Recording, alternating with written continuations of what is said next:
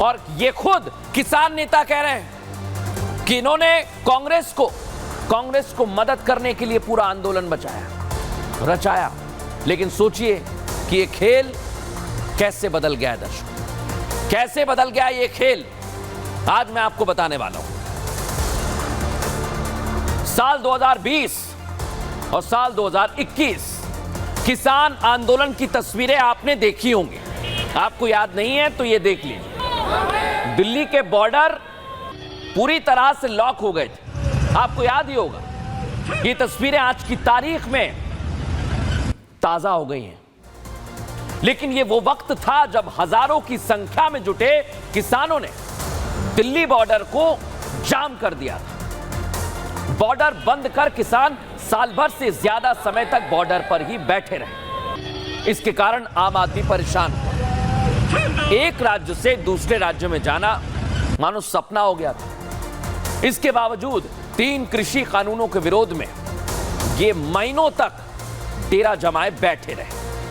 लेकिन दर्शकों, अब करीब 3 साल बाद इस किसान आंदोलन से जुड़ा बड़ा खुलासा हुआ।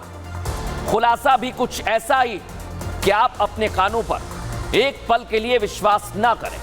लेकिन अब जो मैं आपको बताने जा रहा हूं वो 100% 100% सच बात है। वो सच है ये जो खुद किसान आंदोलन के बड़े बड़े नेता कह रहे हैं। किसान आंदोलन प्लान्ड तरीके से किया गया था, आयोजित किया गया था। और अब आपके जहन में पहला सवाल आया होगा कि किसने प्लान किया था, तो इसका जवाब मैं आपको दे रहा हूं। इसके पीछे थी कांग्रेस पार्टी। कांग्रेस ने ही यह प्लान किया था और इस बात का खुलासा खुद किसानों के सबसे बड़े चेहरा रहे गुरनाम सिंह चड़ूनी, देख लीजिए, यही कर रहे हैं। सुनिए जरा खुद कैसे एक्सपोज कर रहे हैं। मैं ये मानता हूं कि जो भूपेंद्र हुड्डा है वो अति बुद्धिहीन है। हरियाणा में जो माहौल बनाया कांग्रेस के पक्ष में वो हमने बनाया था, वो किसान वर्ग ने बनाया था।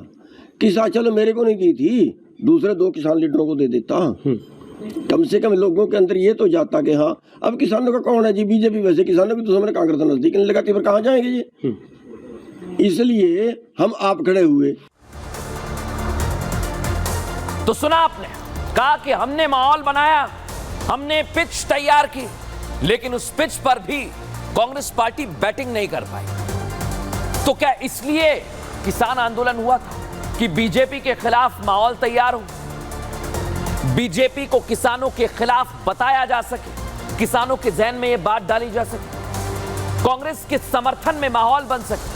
जो टेंट के अंदर आप देख रहे हैं ऐसे ही लग रहा था, कांग्रेस को चुनावों में फायदा हो, बीजेपी का वोट बैंक कांग्रेस से शिफ्ट हो जाए, और यह आपके जहन में भरा जा रहा था। लेकिन आप सोचिए, ये बात अगर खुद किसान नेता कहेंगे तो फिर जितनी भी बातें पहले सामने आई थी वो बिल्कुल सटीक और सच है। रिपोर्ट में देखिए। मानता हूं कि जो भूपेंद्र हुड्डा है वो अति बुद्धिहीन है।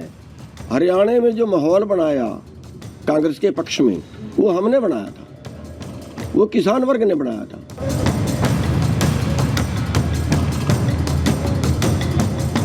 भारतीय किसान यूनियन के अध्यक्ष गुरनाम सिंह चड़ूनी के इस खुलासे के बाद तो ये साफ होता दिख रहा है कि किसान आंदोलन पूरी तरह से प्लान्ड था, जिसका मकसद कांग्रेस को फायदा पहुंचाना था। लोकसभा चुनाव से पहले जिस तरह किसानों ने दिल्ली के बॉर्डर पर डेरा डाला था, वो बीजेपी के खिलाफ माहौल के लिए था, लेकिन कांग्रेस इसे भुना नहीं पाई। मैं ये मानता हूं कि जो भूपेंद्र हुड्डा है वो अति बुद्धिहीन है। हरियाणा में जो माहौल बनाया कांग्रेस के पक्ष में वो हमने बनाया था, वो किसान वर्ग ने बनाया था। ना तो किसान आंदोलन का असर लोकसभा चुनाव पर हुआ और ना ही हरियाणा के विधानसभा चुनावों पर। हरियाणा के किसानों ने इन फर्जी विरोधियों को न सिर्फ पहचाना बल्कि हरियाणा में उनके समर्थकों को भी नकार दिया। चड़ूनी के इस खुलासे के बाद अब इस पर सियासत भी होना शुरू हो गई है। जितना बड़ा किसान आंदोलन हुआ उसके हिसाब से 2-4 सीट भी बीजेपी को हरियाणा में नहीं मिलना चाहिए। एक बात, दूसरी बात यह तो हम खुद मानते हैं कि कहीं ना कहीं हमारी कमी रही है, लेकिन इन सब चीज़ों के बावजूद ये बात सच है कि चुनाव बेईमानी से जीता गया। किसान आंदोलन के नेता चंदूनी ने पत्ते खोल दिए। वह कह रहे हैं कि हमने तो हरियाणा के अंदर किसान आंदोलन खड़ा कर कर माहौल खड़ा किया भाजपा के खिलाफ, परंतु कांग्रेस उसको बना नहीं पाई। दिखता है कि किस प्रकार से कांग्रेस वोट बैंक की राजनीति के चलते हुए चुनाव जीतने के लिए देश में अराजकता खड़ी करती है, और चंदूनी ने उनको एक्सपोज कर दिया है। ये वही किसान नेता गुरनाम सिंह हैं जिन्हें हरियाणा विधानसभा चुनाव में महज 1170 वोट ही मिले। लेकिन जिस तरह से गुरनाम सिंह चढ़ूनी ने यह माना है, उसके बाद विरोध का झूठा मुखौटा उतर गया है।